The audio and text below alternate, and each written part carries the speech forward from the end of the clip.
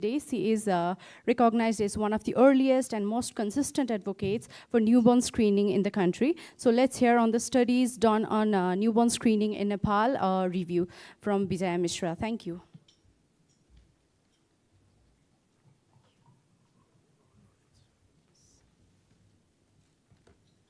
Thank you so much.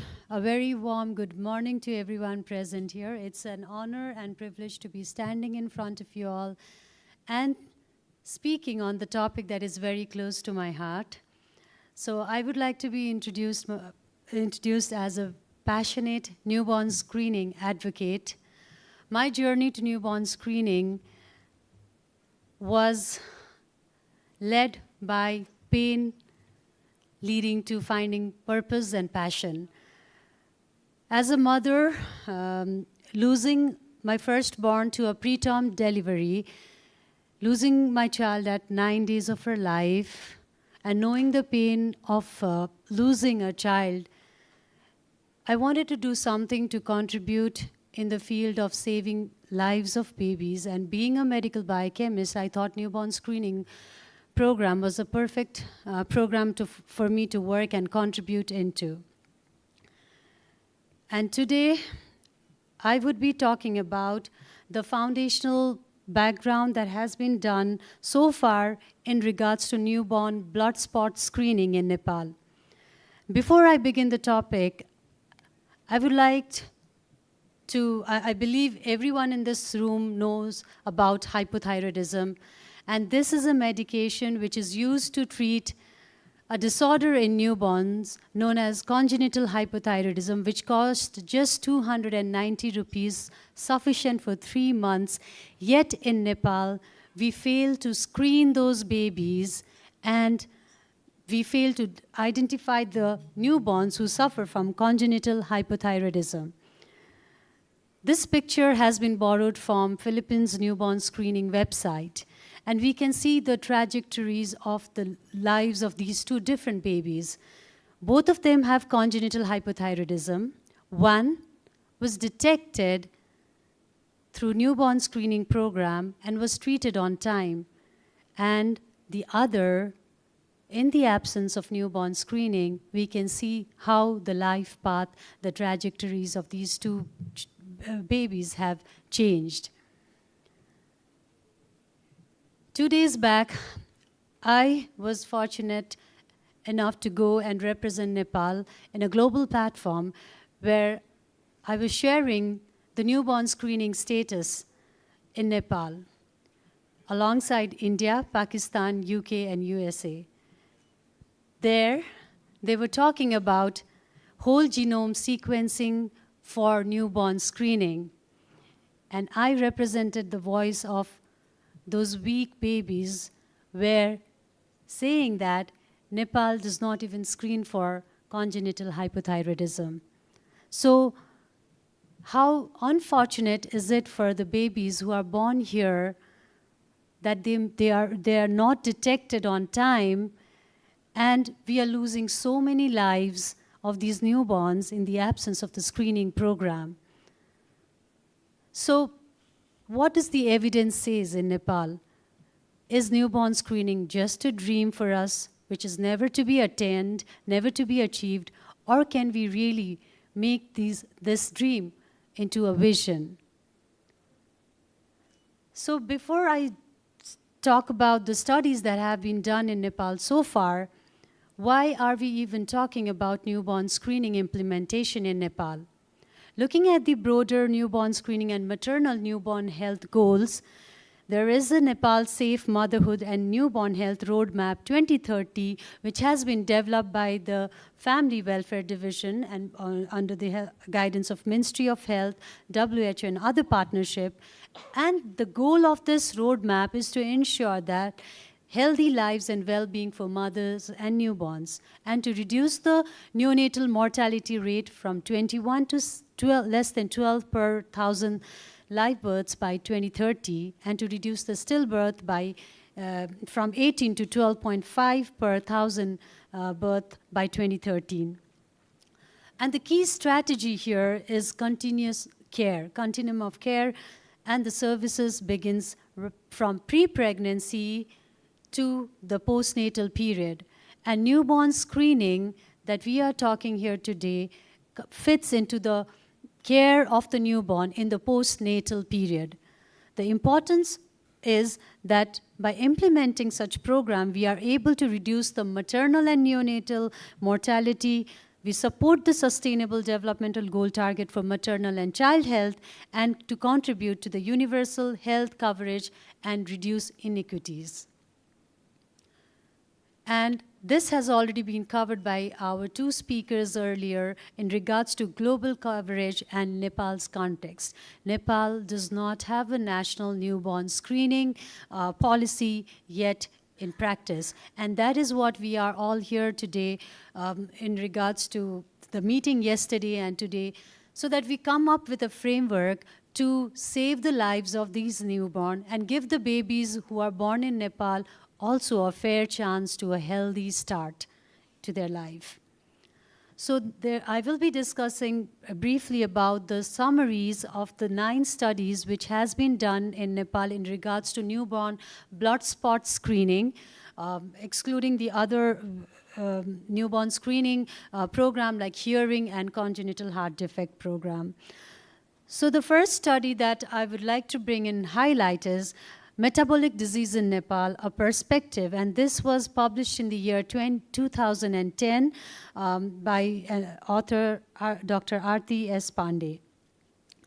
Back in 2010, in the article, the global IEM prevalence was 1 in 800 to 1 in 5,000 live births, and with the development in the detection, the number was 1 in 784 detected cases. But when globally the IEM prevalence were identified, Nepal just had few case reports published, and there were no any prevalence data available in 2010. It was suggested that because based on the caste-based endogamy and rural consanguinity, there might be a higher chance of these inherited disorders in babies born in Nepal. However, again, country-specific data were lacking. Few case reports with Wilson disease, beta thalassemia, abnormal hemoglobins, and G6PD-H deficiencies were documented. And mental retardation, although we do not use this term now, we call it as intellectual disability, the prevalence in Nepal was linked to possible undiagnosed and metabolic causes. So in 2010, the author recommends, as Nepal lacked newborn screening system, there is a need to be identified for cost-effective pilot screening studies, and a national newborn screening program needs to be established, which also includes the National Registry and Database of Metabolic Disorders. There was a need to build capacity, laboratory capacity, including both biochemical and genetic diagnostic, incorporating inborn error of metabolism awareness and medical training curriculum. We all have been part of the medical education system in Nepal, and we know that the curriculum still has very little coverage when we talk about this inherited disorders or the genetic diagnostic part. So this part also needs to be strengthened, and there is a need to foster inter-institutional collaboration and public awareness campaigns. The diagnostic challenges, as we all know, that is linked to the inherited disorders are the non-specific early symptoms, the baby present with the vague symptoms, which is very difficult for the treating physician to identify with, and the lab confirmation is essential. However, in the absence of the proper laboratory infrastructure, it always becomes a challenge to come up with a confirmatory diagnosis. And as we saw in the previous slides by Dr. Santos, that with the advancement in technology like tandem mass spectrometry, the diagnosis is possible, but in Nepal, we do not have a tandem mass spec in place, and we are not trained to perform the test there, to interpret the reports. So, and also the cost comes in as a barrier. So it was recommended to initiate the newborn screening with simple biochemical assay emphasizing on training healthcare providers for recognition and diagnosis. Now, the same study also brought in highlight that there were cases detected in Nepalese population as well. A study which was done involving a patient recruited from a larger area from other countries, there was 1 in 130 screened Nepalese with thalassemia trait. And a study which was conducted in 2009 at BPKIH's genetic clinic study, 10 out of 30 children screened with mental retardation, dysmorphic feature, and short statures and ambiguous genitalia were found to have chromosomal abnormalities, some chromosomal disorder, and it was speculated that the remaining 20 results were as a result of other single gene disorders or undetected metabolic disorders. The Eastern Nepal also found the overall disability rate of 4.87%, and 17.1% of this report was likely to be a result of inherited metabolic disorder or some inborn syndrome. So the article brought in a perspective that newborn screening is required, the diagnosis is challenging, and we can start with simple biochemical tests to begin with. And this was in the year 2010, and we are at 2025, and still we do not have a newborn screening program at place. The second study and the subsequent other studies, so 3 studies are brought in to highlight the significance, the scenario of congenital hypothyroidism in Nepal. So this was a short communication which was again published in the year 2010 by author Luna Bajracharya. And the article highlights that there was, if we looked at in the global scenario, the prevalence or the incidence of congenital hypothyroidism was ranging from 1 in 2,000 to 4,000 babies live birth globally. And congenital hypothyroidism is considered as one of the most preventable cause of intellectual disability in pediatric population, provided we have a timely diagnosis and the treatment is initiated early. If we are able to detect the babies with CH within first 2 weeks of life and initiate the babies with the thyroxine, the cheapest tablet that I just showed earlier, the baby can grow up as a completely normal, healthy child. But in the absence or delay in diagnosis, the intellectual disability prevails in the child and the irreversible brain damage happens as we are delaying the diagnosis in the baby. So there was this pilot newborn screening which was done in Nepal, which detected 1 in 5,000 babies who were screened to have congenital hypothyroidism. And it is always a challenge as a parent to raise a child who has certain metabolic disorders, which would lead to emotional, physical strain for the families. So there were limited national data on prevalence for CH, and there was a need for large-scale studies in Nepal. So again, highlighting on the rationale for newborn screening for congenital hypothyroidism, most infants, they are asymptomatic at birth, and the most CH remains undiagnosed until a parents detect or see some delay in their developmental milestone that is around that happens normally around 3 to 6 months of life of the baby, and by that time the irreversible brain damage has already occurred in the baby.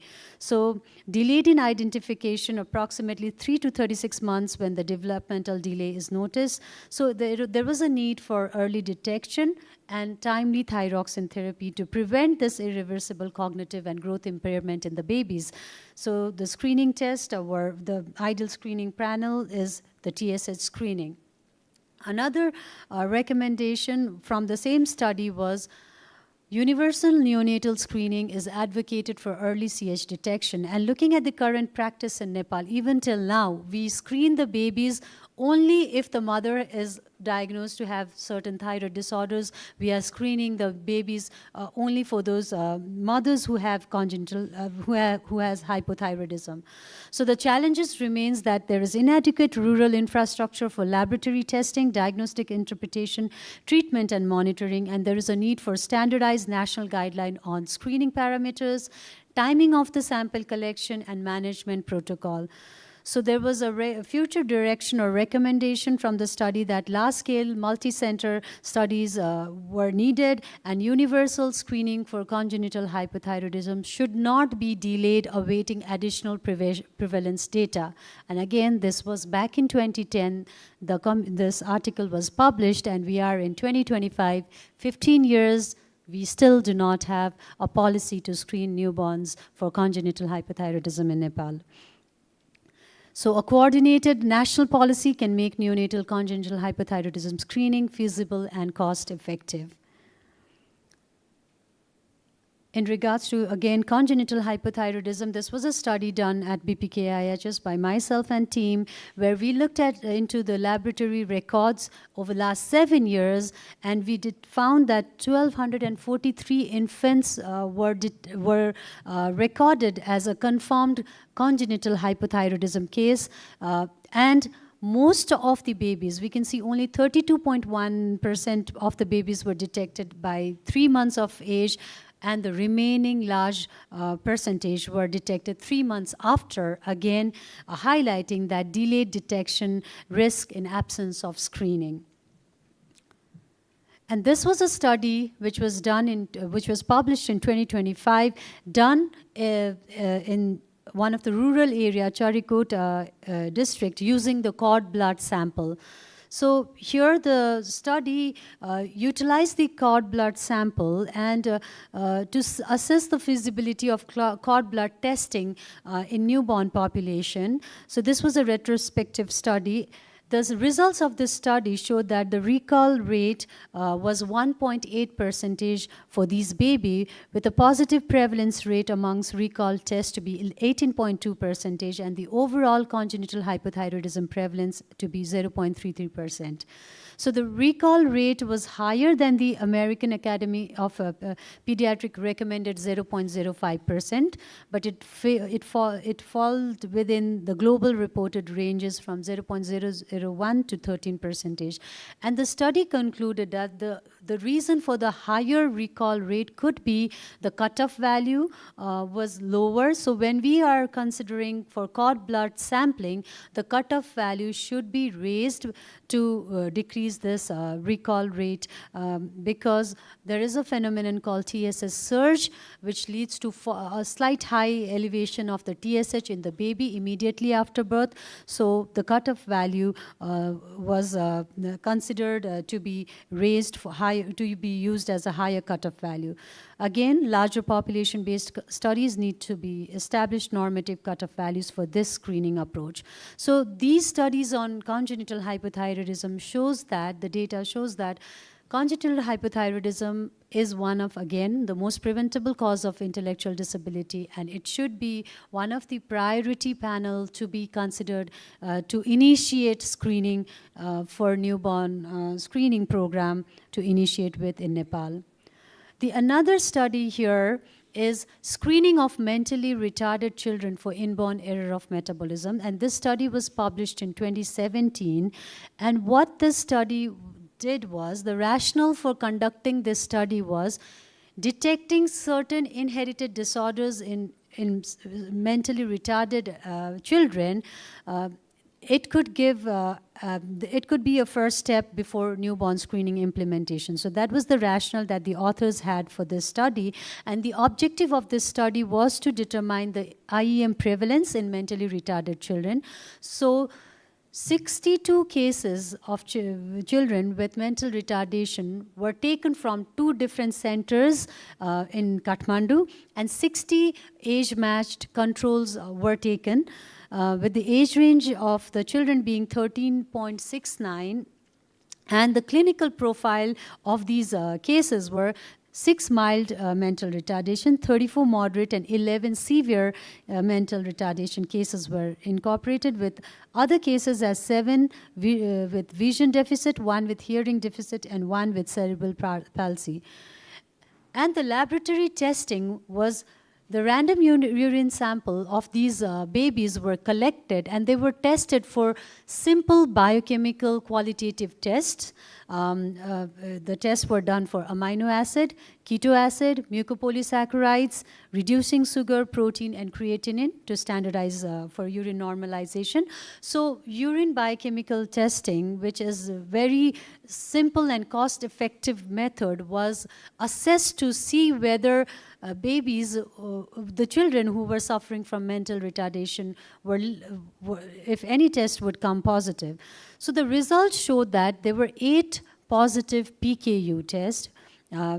However, it was a false positive case when confirmed by, when moved ahead with paper chromatography. There were 3 positive cases with ketone bodies, 10 positive cases for alpha ketoaciduria, 2 positive for mucopolysaccharidosis, and 12 positive for fructosuria. So the pilot evidence suggested that inborn error of metabolism existed in Nepalese population, though they were underdiagnosed.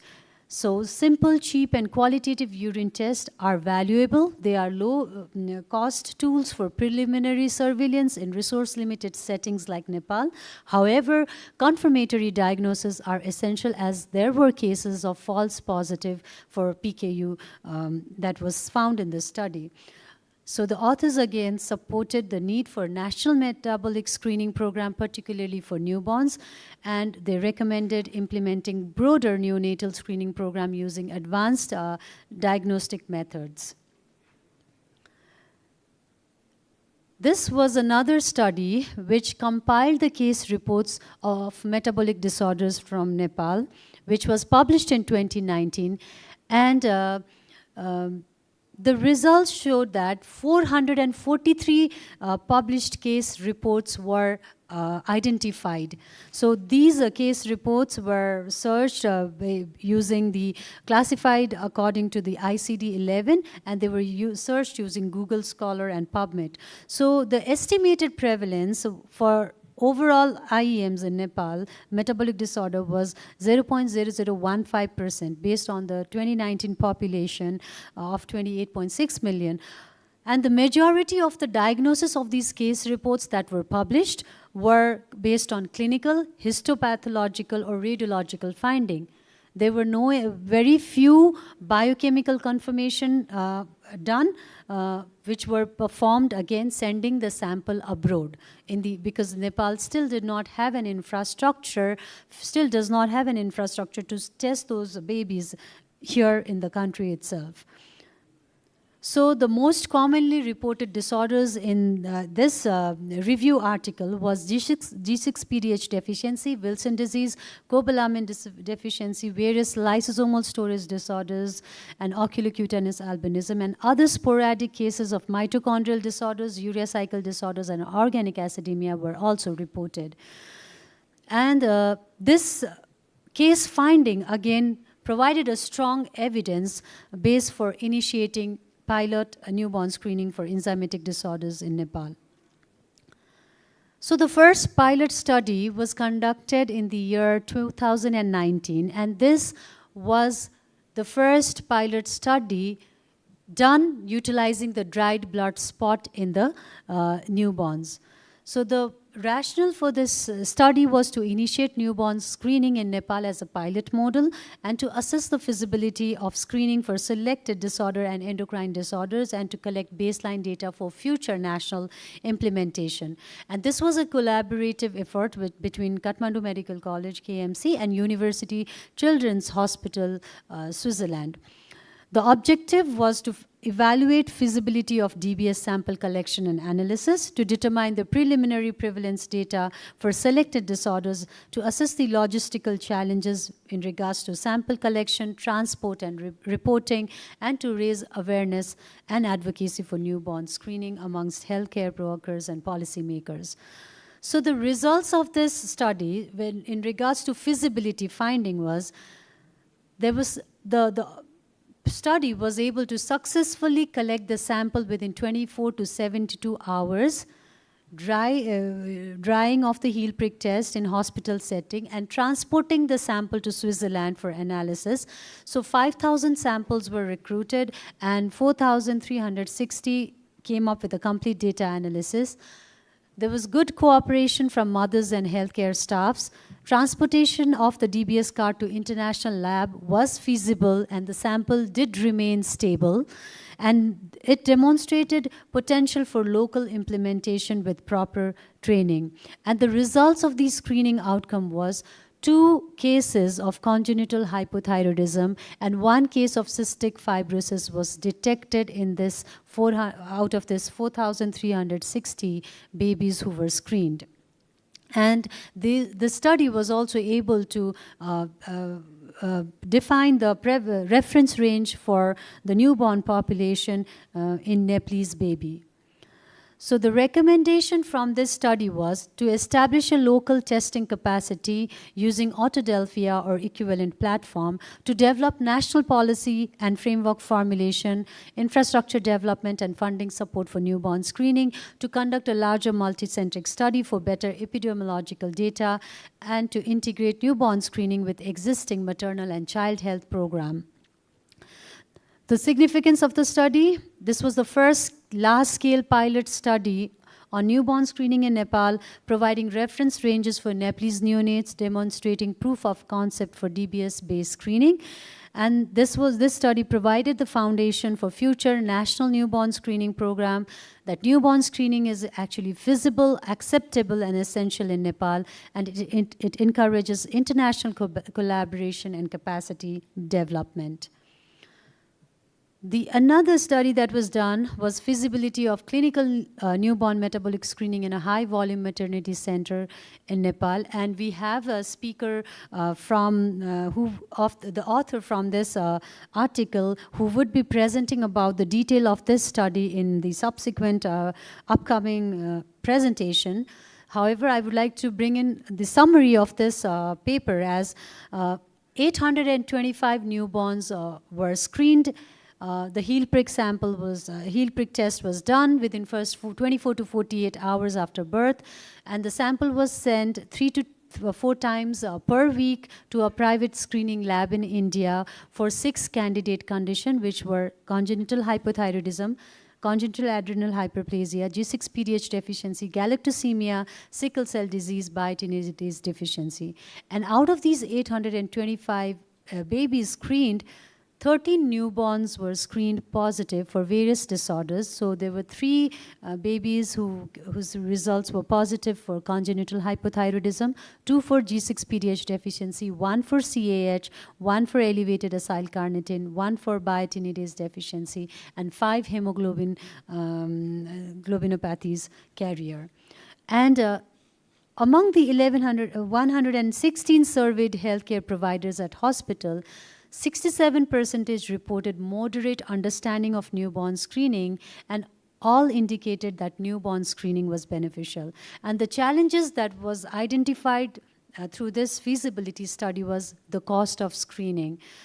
It cost around $21, that is Nepalese 2,791 rupees to screen for the 6 candidate disorder. And the study also provided a high risks expanded panel based upon the request by the physician, costing approximately $43, that is 5,715 Nepalese rupees. The other challenge identified was lack of domestic screening lab, difficulty in contacting family for follow-up of the positive results. Parental choice, however, was strongly influenced by whether the screening was provided free of cost or not. So parents were willing to participate based on the cost, whether it was free or not. And the final very important meeting that took place recently in 2024, this study consolidated newborn screening blood spot screening efforts in developed country. The Asia Pacific Society of Human Genetics formed a working group consisting of representatives from countries with less than 50% newborn screening coverage to promote collaboration. And Nepal hosted the 7th APSHG workshop on newborn blood spot screening in Kathmandu on 2nd to 5th September 2025. Representatives from 10 Asia Pacific countries were there, and this program was organized by Philippines Newborn Screening Reference Center, US National Newborn Screening. So highlighting the context of Nepal in this article was that Nepal, having the population of approximately 31,600,000 births per year, and geographically a diverse country with more than 140 ethnicity, there was no national newborn screening coverage, and mostly it was confined to the pilot study. And the same two articles that I have discussed earlier were reported in this study, which used the DBS sampling. So the challenges that were highlighted in this article was we had limited domestic lab for confirmatory testing, the cost of screening, difficulty in follow-up of positive cases, especially in remote areas, low awareness amongst parents and providers, especially in remote area. And the progress was that Ministry of Health has allocated budget for phase 1 newborn screening implementation, and donation of the equipment and staff training at Fotoghar Maternity Hospital has been done. So the newborn blood spot screening activities are expanding in Nepal with ongoing development efforts supported by local and international experts. And the government and hospital official emphasize the importance of mental health during pregnancy and childbirth as part of comprehensive newborn and maternal healthcare service. So the screening program at Fotoghar Hospital is implementation is integrated with mental health OPD services targeting pregnant and postpartum women. So screening laboratory equipment donation at the maternity hospital. The supplies for 2,500 test kits were provided. Newborn screening committee has been formed, including 9 members. The personnel has been trained there for sample collection, transport, and the authors highlight that the government-sponsored program is key to establishing the sustainable newborn screening program in Nepal. So we have to come up with a strategic priority that while newborn screening can develop in a setting outside public health system, example in academic settings or a private lab setup, the ultimate goal of sustainable and universal access can only be attained within or in collaboration with public health system. Unless the government is involved, we cannot have a sustainable newborn screening program in place. So it is a time that we move from hospital-based pilot study to a national program via Ministry of Health budget, regional lab, legal policy framework, and expand to remote provinces. So with this, I would like to conclude that with all of your presence here today, Saturday, a non-working day, it shows that you all are committed to make this dream a vision, and we all need to come together to work together to make newborn screening not just a dream, but a vision, a possibility in Nepal, and make sure that the cry of every newborn baby born in every corner of Nepal is heard, seen, tested, and we give them timely cure and a fair chance to life. Thank you so much, and I would like to thank the organizer for this opportunity. Thank you. Thank you, Dr. Vijaya, for compiling so many studies.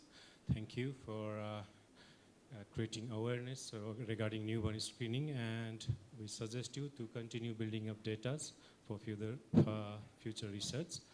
And these are not only abstract problems, but the real ground scenarios, and it clearly shows that newborn screening is both feasible and desperately needed in Nepal.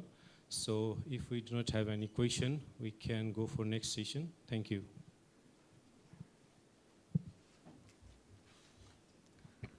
Thank you so much, ma'am, for talking about the prevalence of various clinical conditions in different parts of Nepal, including thalassemia, chromosomal disorders, congenital hypothyroidism, and various undiagnosed cases of newborn.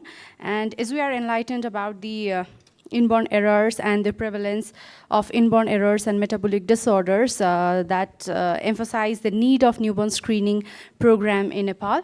So though we are slightly behind time, we'll still be on schedule as one of the presentation is cancelled due to unforeseeable situation. So we'll take a 15-minute brief tea break and be back here after 15 minutes. Thank you.